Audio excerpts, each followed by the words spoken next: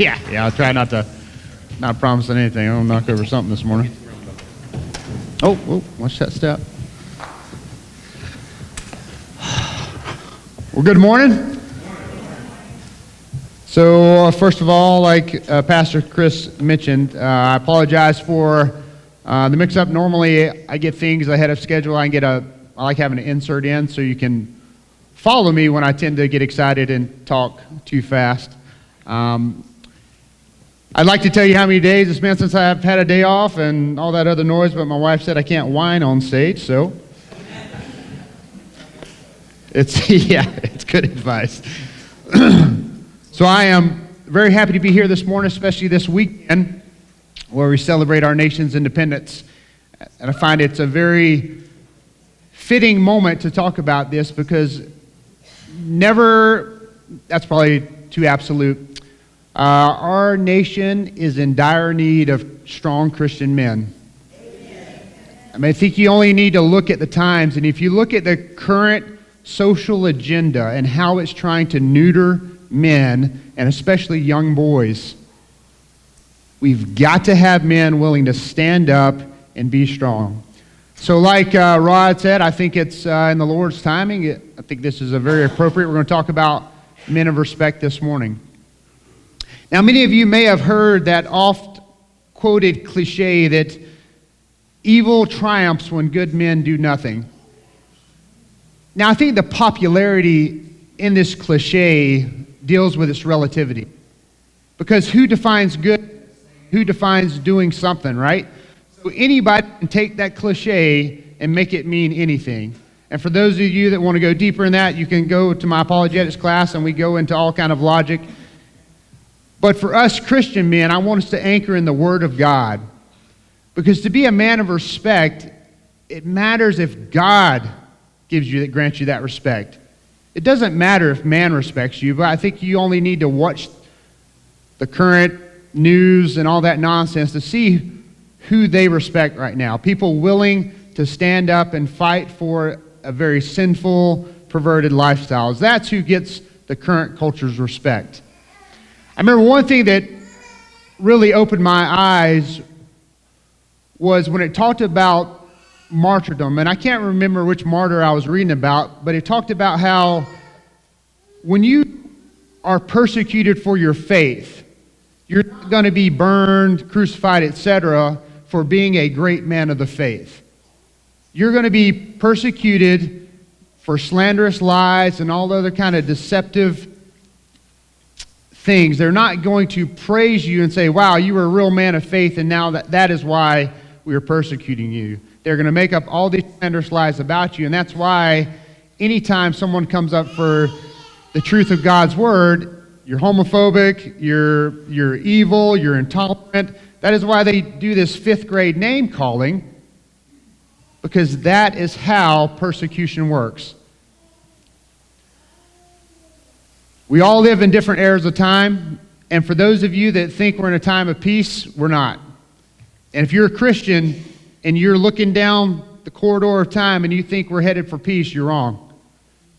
Or you're not paying attention to the times. And that's what I believe my role as a pastor is, and I know that's what Pastor Ken, Greg, and Chris believe as well, is to look at the times and take the Word of God's truth and let's apply it to our church family. And I know me personally, I'm always bent on, I just kind of see my metaphor of life is a battle, and I always tend that way. And I always like to focus on individual effort. You know, before I came up, your mind's racing before you come up here to preach.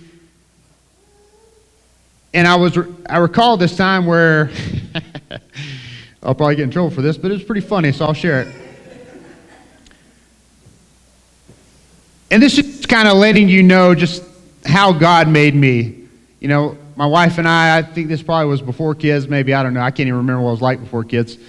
But sometime a while ago, and my wife, you know how it is when you're married, you have questions, you have conversations, and she'd ask me, do I make you happy? Now I know the exact immediate response is absolutely, hallelujah, praise the Lord. But see, in my mind, I wanted to go down this esoteric route to free her from the obligation that she felt. Because to me, happiness is a choice. It's an individual thing. And my happiness should be regardless of what's going around. That is, in my opinion, happiness. So I tried to explain this, that it's not yours to do. And anyway, it fell as flat as we can all imagine it fell. Because in my head, it made so much sense. But when it came out, it didn't make a lot of sense. So this morning as we go through, I'm a firm believer, and that's why our family verse is Proverbs 21:31, which says, "The horse is prepared for the day of battle, but victory belongs to the Lord." We have an obligation, we have a volition that we need to strive to go towards His will. He is ultimately responsible, but it's our job to do the work. We've got to get our hands dirty. We've got to get sweaty. We've got to bleed. We've got to do the work. And I hope this morning I'm going to inspire men here to recognize the fact that we need to wake up from our slumber and we need to join and we need to get in this fight. It's not getting better. Read the book of Revelation. That is where we are heading. Now, I could be wrong. We could have a revival. Who knows what the Lord's going to do.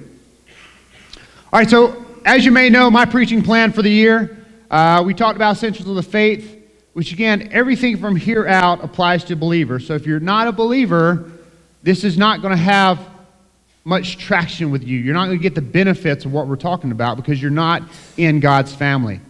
But that's an easy fix. You can listen to the sermon, find any man of faith here. You just let them know that you want to become part of the family of God, and we will take you through the Bible and get you there. My last sermon series, I talked about how we can honor women and how to be a woman of honor. This next two-part series, we'll be talking men of respect and respect men. Now, I try to do a lot of subtle things, and I know this drives my wife crazy because I try to get a little, it's not OCD, maybe it is a little OCD, yeah, it probably is. I try to have purpose for everything I do. Colors, like church, I mean, it's annoying, I know. There's little things I like to do, so you see in the order that we did these sermons, I think it's our obligation to honor women first. But you see here, I've reversed it. Because I believe that we're men of respect. It doesn't matter what the world is doing. I think our obligation is to honor women, and they will produce women of honor. But I think in corollary, we're to be men of respect regardless of what's happening in life. Regardless of your situation, you should always be a man of respect. And then respecting men is something we should do. And then my last series at the end of the year, we'll get into church in fire and church on fire. Now we're going to go to, if you have your Bible, 1 Corinthians, the 16th chapter. If you're new to the Bible, go back. It'll be in the epistles, Acts, Romans, and then you'll start finding the Corinthians there. Now real quick on the context of Corinthians, the first letter, first epistle, so to speak. Corinth was a very Greco-Roman environment. So it was one of idolatry, paganism, the very finest aspects of Greek and Roman culture. And this had affected the church in Corinth. You see this from Paul's letter where he's addressing sexual immorality, the way they behaved with members. So, to me, I think the books, the epistles of Corinthians are applicable because it's very easy in today's age as a church to allow the culture of the outside world to be brought into here. And we must always stand fast on God's truth, even when it's painful. We've got to stand on God's truth. So if you start with me here in 1 Corinthians chapter 16, starting with verse 12. Now concerning our brother Apollos, I strongly urged him to come to you with the brethren, but he was quite unwilling to come at this time. However, he will come when he has a convenient time. Watch, stand fast in the faith, be brave, be strong. Let all that you do be done with love. Now, in the two verses we're going to study, now, the other day when Pastor Greg pulled up and we did an entire chapter, I'm like, amazing. I don't have that capability. We're going to get through 2 verses so in 2 weeks. So, or actually 3 verses. My counting's off. I'm tired. So, the things that I think from this passage that we learned is that God respects those men who step up to be a leader, a warrior, and a disciple. Now, a leader runs their race. If you look back at the 12th verse there, you see that Apollos, even with the urging of Paul, says, no, I will come when I am ready. We just finished a leadership academy with the agency I work for. We had 2. Ryan went through, Sam went through a couple years ago, which was pretty brutal. 7, how many days was it? 6 days? 4 or 5 days, 18-hour days. We do it. And one of the things we try to teach these young kids is that everyone is a leader. A leader is a choice. One of the things that we fall for, one of the pitfalls I believe in Christianity, is we get into our ministry and we start thinking that our ministry is the most important aspect of Christendom. You think, well, we should all be fostering kids, and if you're not fostering kids, you're not a believer. We should all be missionaries. If you're not a missionary, you're wrong. We should all be doing baby bottle boomerang, Operation Shoebox, preaching, evangelism. Pick your ministry. You have to remember where you're called to be part of the body of Christ, not the body of Christ. So when you're on fire for your ministry, understand that that is amazing. That's what you've been called to do, but give grace to your brother or sister if they don't feel called in that same area. I've had very heated arguments with other very devout believers over this very topic because they get so passionate about what they've been called for that they start judging their brother or sister for not being engaged in that same thing. Now, I don't know exactly what occurred between Apollos and Paul, and I'm kind of making some assumptions here. One of the aspects of being a man of respect is you are a leader. You know what God has called you to do. You know the purpose God has called you to do, and you are on that. No matter what any other believer, any other pastor tells you, you know what God has called you to do, and you do not diverge from that path.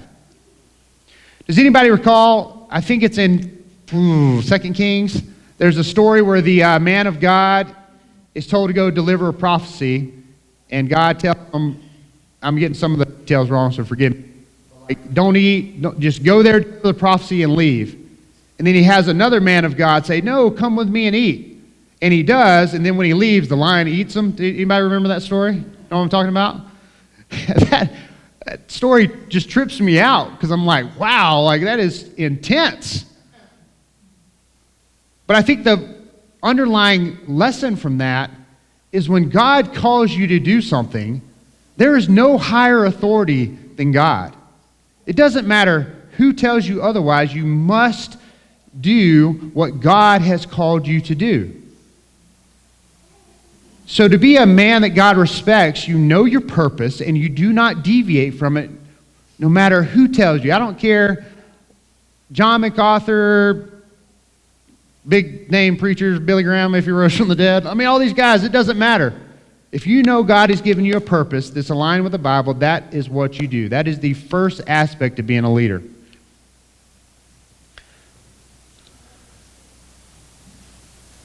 Here in Hebrews, the context of this, if you recall, the 11th chapter of Hebrews follows the heroes of the faith, where the Bible talks about all the Old Testament saints and all the things that they had done to be heroes of the faith.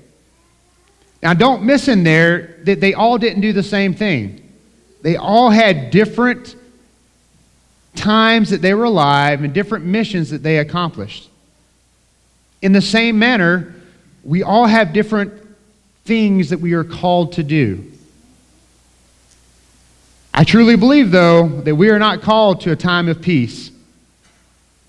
You know, when I grew up in Mayberry, it was a different time. My parents never trained me in apologetics because there was no need for apologetics. It was just a different era. There was a common moral culture. There was a respect for Christianity, etc. That is no longer the case. Like, my kids will know apologetics because they are going out into one of the most hostile ideological arenas that this nation has ever produced. And so I will train them in that. Now, how they choose to use that is on them. But they won't leave my house unprepared.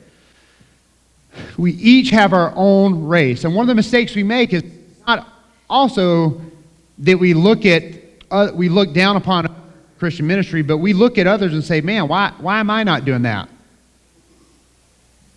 You know, I tend to have a hectic life. A little bit.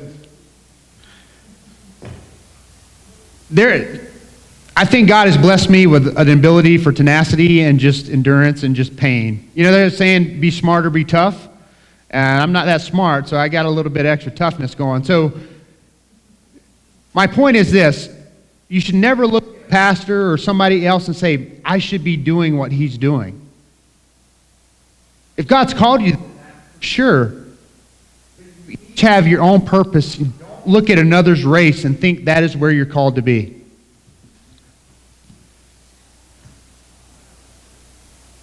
Parts to me that is so inspiring is when Christ himself,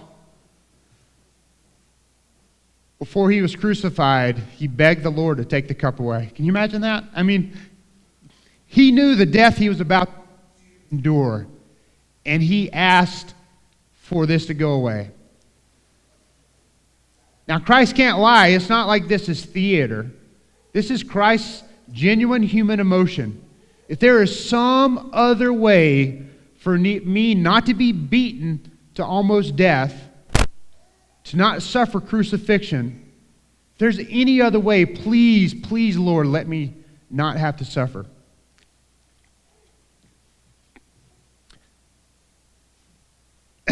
But he is willing to drink the cup. So in the same way, here at this church, when we need you, when we need nursery workers, and it's like, I don't really feel called to go deal with kids. Do you have the capability? Is there a need? This is what Christ illustrates perfectly. If you have the capability, the opportunity is there, that is a calling. If you think a Christian calling is about going and having this wonderful feeling and it's always this rewarding thing, I really think you're missing the point. I can tell you as preaching, for some reason, the Lord gave me the ability to run my mouth for a long time and really love to study.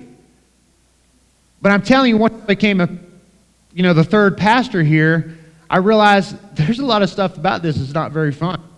I mean, the way my wife gets looked at, my kids get looked at, knowing my own struggles and having to get up here and try to preach the truth, and I can only say so much, and inevitably, I know everybody means well, but I'll have people come to me and be like, hey, Pastor, you missed this, and you missed that, and you missed that. I'm just like, yes, I did.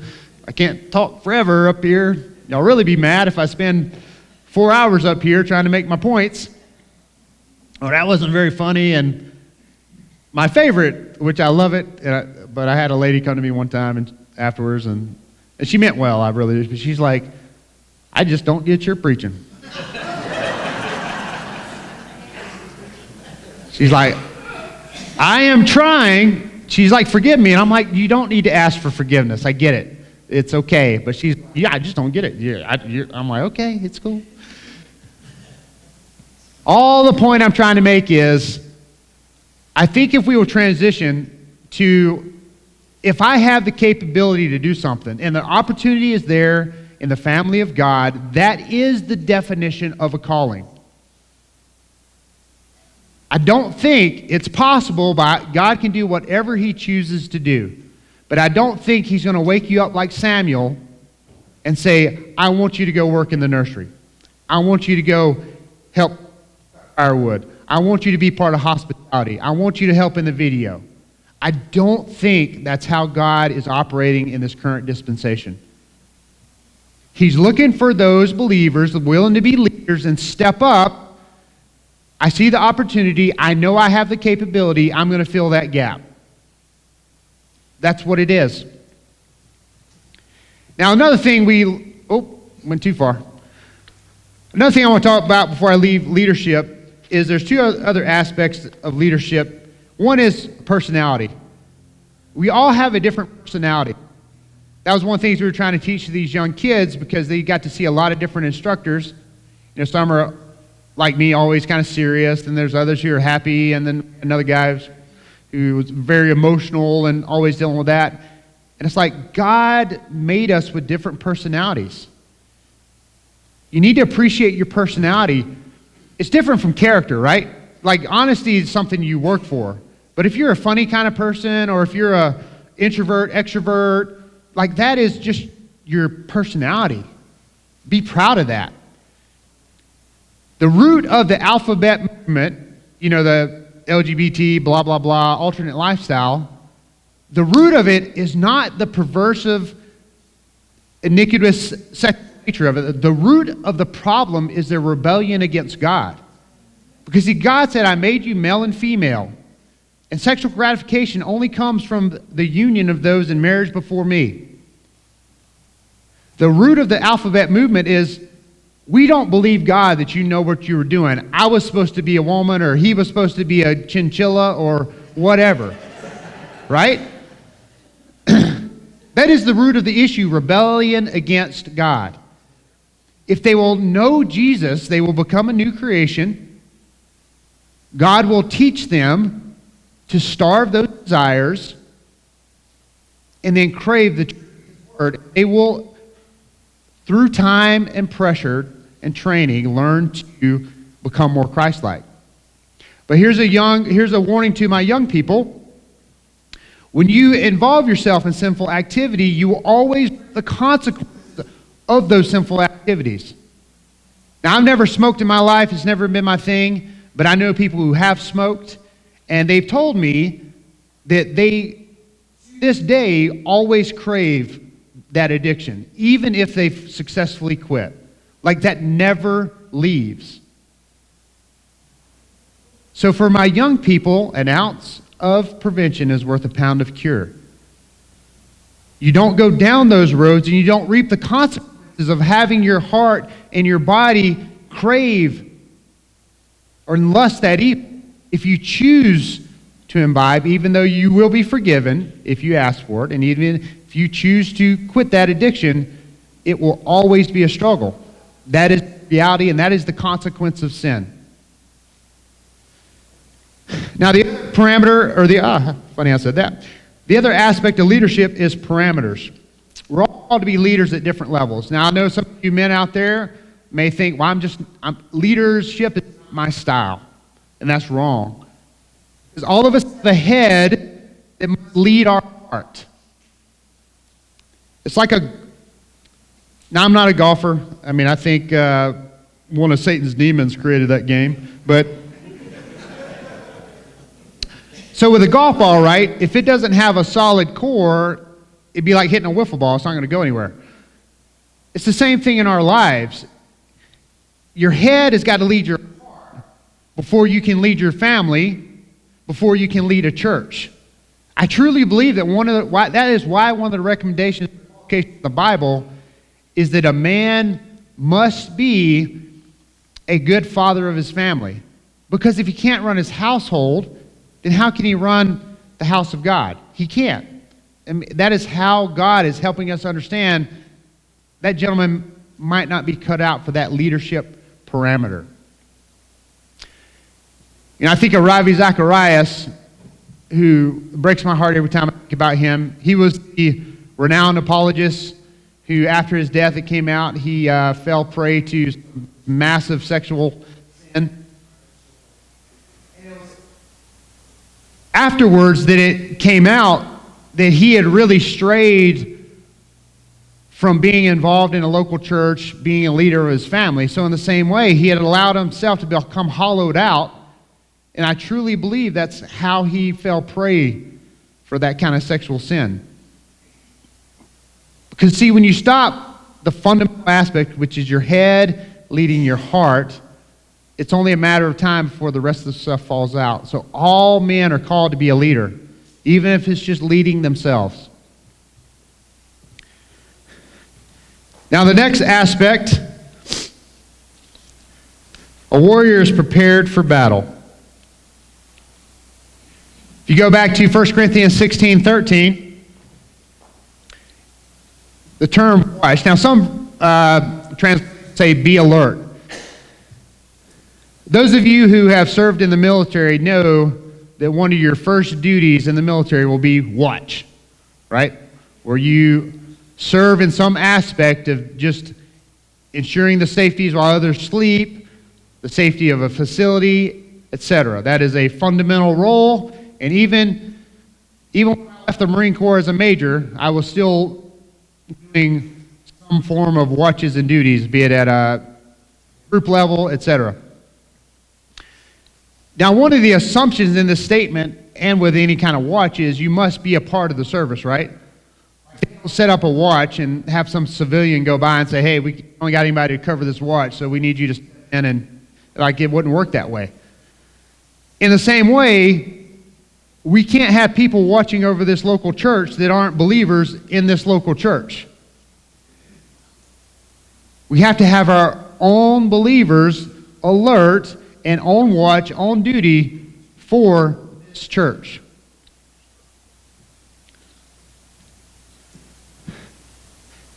Now, how do you become a warrior for God?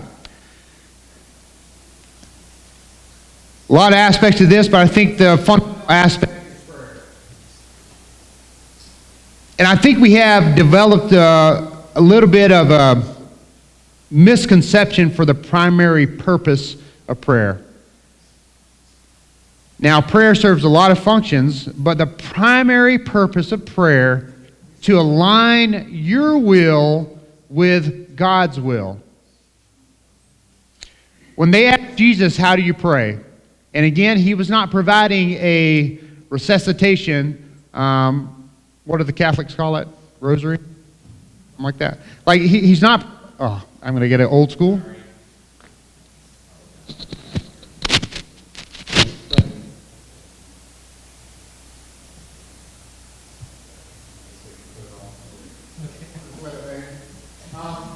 Oh man, it's going to be weird. I got to be like right here. I feel like I should be yelling something with a mic this close. Can I just yell in my Marine Corps voice? I'll do this. Okay. All right. This feels very awkward, by the way. Did I talk about all the things about being a pastor that aren't fun? This is one of them. Having a mic in my face. Okay. So when Christ is asked, how do we pray? One of the first things that comes across is, Our Father in heaven, hallowed be your name. Your kingdom come, your will be done on earth as it is in heaven. In other words, the first thing we pray for after we glorify the name of God is that my will becomes your will. Your will becomes my will. Correct, thank you. We need to align. That is the fundamental purpose of prayer, is that we align our will with God's will. It's impossible not to look at life in a very selfish way. It's just impossible. Sometimes I try to sit back when I think about the population of this world. Is it, 3.5 billion now or something like that? I have no idea. Wild guess. A lot of people. And God has a plan for every single one. Now, whether or not they decide to do his plan, that's another conversation. But it's a reminder to me that I may play a very small role in his plan. But it may be so pivotal that if I'm not ready, he may have to go to plan B. You know, my biggest fear in aviation was never that I would die. I was never afraid of dying. And I'm not saying that to be braggadocious or anything, but I'm just saying my greatest fear was doing something stupid. And even more was not stepping up when it was time. I was more afraid that there'd be a momentary thing that I'd have to go left or go right, and I would, out of mistake, not do the right thing. It was my biggest fear, even today as a police officer. My biggest fear is if something happens, I don't step in front of the bullet and I step away from the bullet. By far, God's going to take me when God takes me. I have no concern about that. But I have so much fear that I won't step up when it's my time. Probably not, my wife's here, probably should say that out loud, but that's my fear. In the same way, when we pray, we need to be thinking about, this whole name it and claim it is so absurd. God may call you to be a wealthy person. There's nothing wrong with that if you use the wealth for His plan. God may call you to be poor. God may call you to go to China. God may call you to stay right here in Idaho. I don't know what God has called you to do. But whatever He has called you to do, prepare for battle. And when that moment comes, I pray that you step up and do what He has called you to do. Think about it. This world history is in, I would say, I'm a young earth creationist, so I say we're about 8,000 years-ish for the earth. And the most pivotal part of that 8,000 years is the 3 years of Jesus' ministry. Think about that. Just for 3 years. And like He said, He more than anybody knew what was going to happen, and He was terrified of it. That's why He sweated blood, but He still stepped up. And that is what, when you pray, you should be your fundamental prayer is, Lord, give me the strength that when it's my time to do your will, that I don't shirk, that I do what you want me to do, what you created me for. That should be the fundamental purpose of prayer. Now, the next aspect of prayer, besides aligning our heart with God's will, is it activates our heart for His will. And what is God's will? God's will is twofold, that we become more Christ-like as believers, and that all will be saved. All will be saved. 1 Timothy 2:4. You see here, praying always with all prayer and supplication in the Spirit, being watchful to this end with all perseverance and supplication for all the saints. All right, we should be praying for each other. Romans 10:1, Paul says, my heart's desire and prayer to God for Israel is that they may be saved. How many people pray for President Biden, for Pelosi, for all these people that just seem eviler than can be imagined? How many people are praying for these people who have lost their mind and are pushing on kids that you can be a chinchilla, right? Are we earnestly praying for them? One of the hardest things I have to pray for, I'll try not to be too specific, but they're still relative, they're still in-laws technically, but I have in-laws that have treated some of my blood and beaten them, and praying for them is the hardest thing I've ever had to do, because the nature in me wants to go choke them. Because that is my mentality, but I'm broken by this because I realize that the true heart of God is that person is lost. It's the hardest thing that I do is having to honestly sit and say, man, I hope he's saved. God, open that box. Sorry about that. All right. We don't cease to pray, all right? And our prayer is that people will come around and become more Christ-like. And here Christ Himself tells us we should pray for our enemies. And man, if that doesn't break you, you haven't had a real enemy yet. Your first response for an enemy should be to pray for them. And I'm telling you, you want to have some struggles? Work on that. Maybe it's just me. Whew, man, it got hot in here all of a sudden. All right. Now I want to read all of this because I think it's important. Therefore I exhort, first of all, that supplications, prayers, intercessions, and giving of thanks be made for all men, for kings, and all who are in authority, that we may lead a quiet and peaceful life in all godliness and reverence. For this is good and acceptable in the sight of God our Savior, who desires all men to be saved and to come to the knowledge of the truth. For there is one God and one mediator between God and men, the man Christ Jesus, who gave himself a ransom for all, to be testified in due time. It is easy in North Idaho to rail against the government, because we all are bent that way. But please, in your complaints against the government, do not forget that we have an obligation to represent the Christ-like nature of our Father. We are called to pray for our wicked leaders. I don't think anybody more than Daniel had a wicked leader. We are called to pray for everyone, because once the Lord calls them to the other side, it's done. There's no purgatory. There's no second chance. That's it.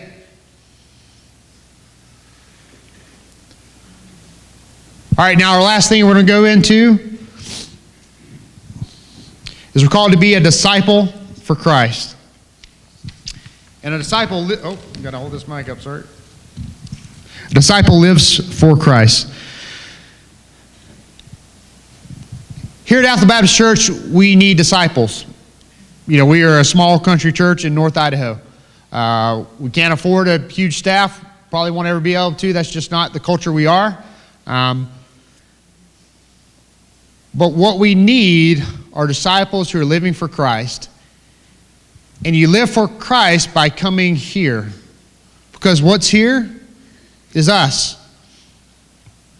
And if you want to learn to love and serve, you got to be around people, right? It's like the saying, I was a perfect parent until I had kids.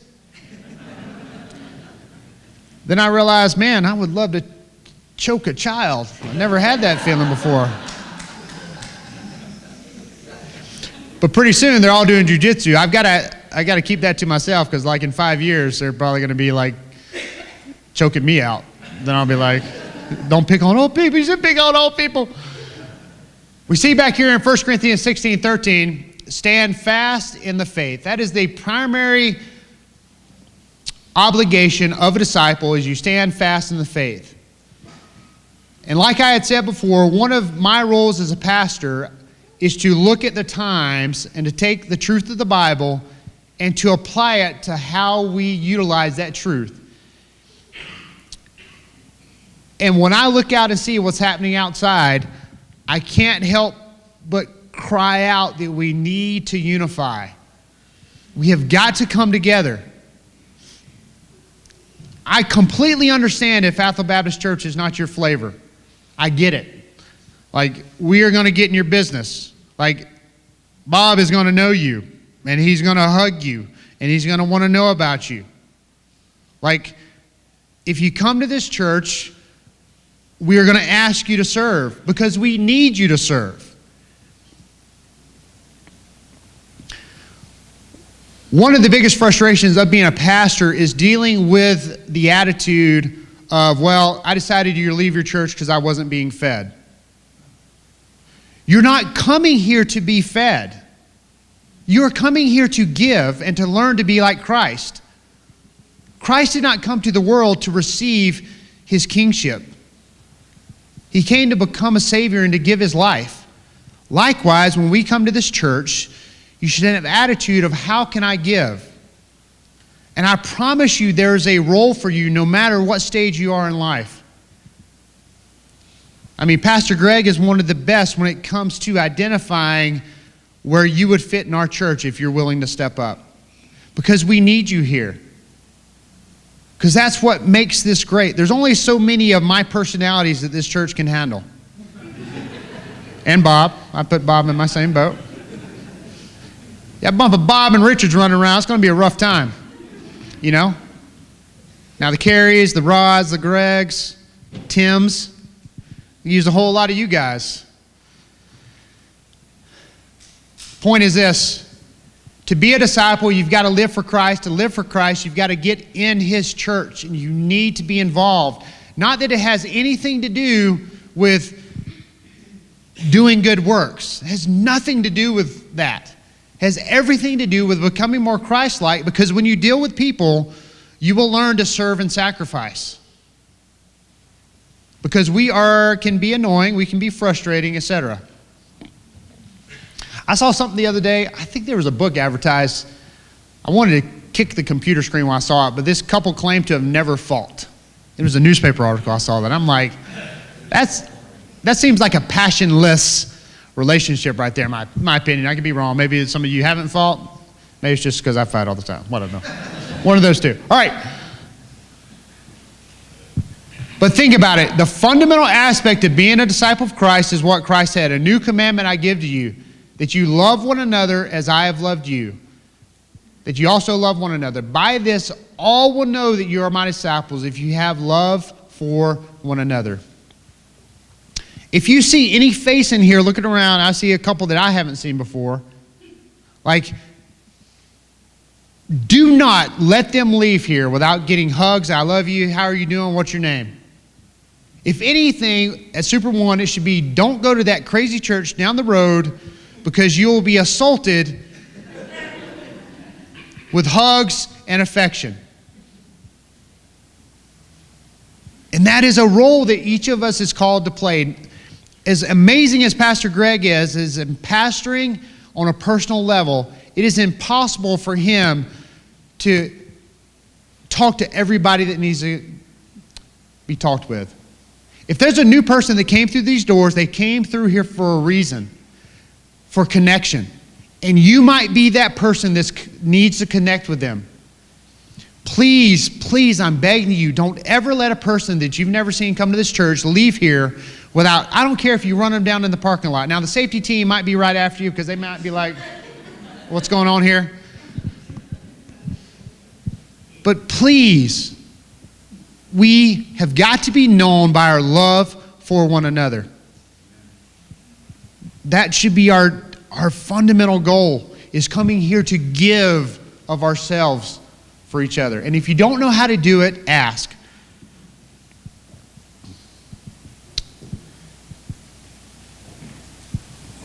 Got to remember why I put this verse up here. Give me a second. Oh yeah, this talks about your fundamental aspect should be doing good for the household of God. Above everything you do, your primary, it says, seek ye first the kingdom of God and all his righteousness. Well, when it comes to actions, therefore, as we have opportunity, when the nursery workers are open, let us do good to all, especially to those who are of the household of faith. Now, I just want to throw another tidbit out for you. This is a great verse to put in your hip pocket when someone says, well, that's just karma. Don't ever let that slide. Because by letting that slide, you're validating Hinduism, which preaches nirvana, which is a goal for nothingness. You say that is not karma. That's actually the biblical truth that you sow what you reap. That's all it is. And they may say blah, blah, and walk off, but that's fine. Always stand on the truth. Don't let little things like that slide. This is a great verse to have in your hip pocket for that.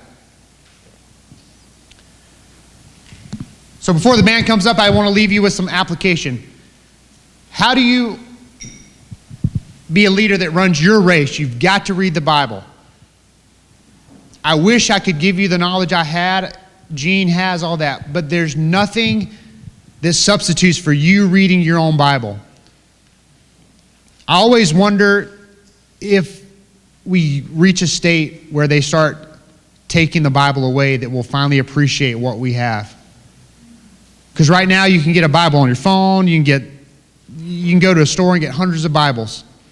And I don't think we step back and say, wow, we have the very revelation of God Almighty at our hands in the language we can understand. And how many of us bother to mine its treasures? All right, a warrior, you pray with others. I think that's the next level of prayer, not just praying by yourself, but praying with others. We have a prayer meeting that meets on Thursday nights. You can come join them. Start your own prayer group. Start praying with your family. Start praying with your spouse. I really believe that you'll take the next level in prayer if you will pray with others. And admittedly, this is one of my weakest aspects. This is where the Lord continually tries to remind me, because I try to be too self-reliant. Last thing, join a Bible-believing church. If Alpha Baptist isn't your flavor, that's fine. We don't get offended. But if you're going to stay here, join with us. Commit with us. Look at that timing. Boom.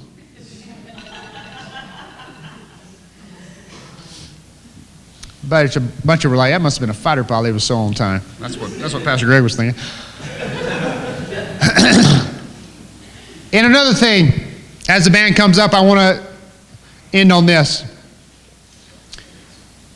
We all have one life. You may only have one chance to engage with someone.